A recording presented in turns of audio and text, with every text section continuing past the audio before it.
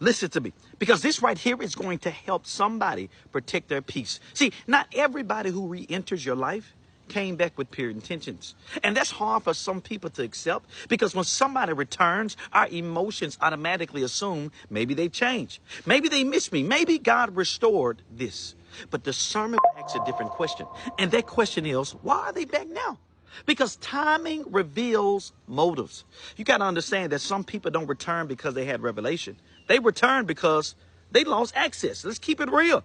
And that's deep, because there are people who only recognize your value once distance introduces them to your absence. So while they had you, they overlooked you. They ignored you. They took your grace for granted. They treated your loyalty like it was common. But then life humbled them. And suddenly, they miss you. But hear me carefully. Missing you and being mature enough for you are not the same thing. See, some people, they revisit old doors just to see if they're still unlocked. Meaning they don't necessarily want commitment. They want confirmation.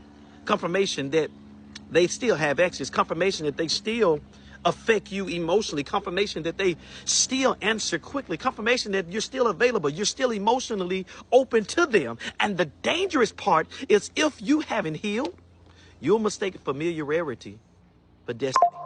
See, I'm trying to help somebody, because that's why some people keep reopening cycles God already delivered them from, because loneliness will make old dysfunction look comfortable.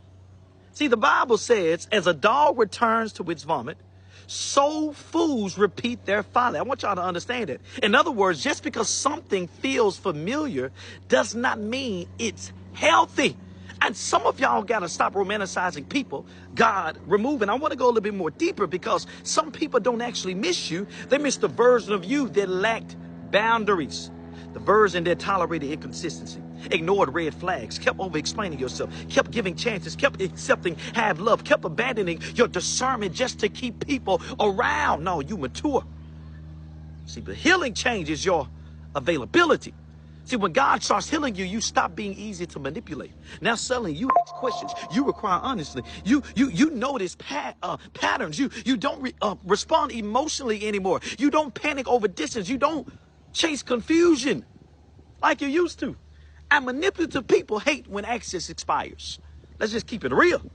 That's why boundaries offend people who benefited from your lack of them. Ooh. See, that's wisdom right there, because some folk called you sweet when you had no standards. Some people called you loving when you tolerated disrespect. Some people call you humble when you stayed silent after what hurt you. But the moment wisdom entered your life, they started saying you changed. Oh, you act different.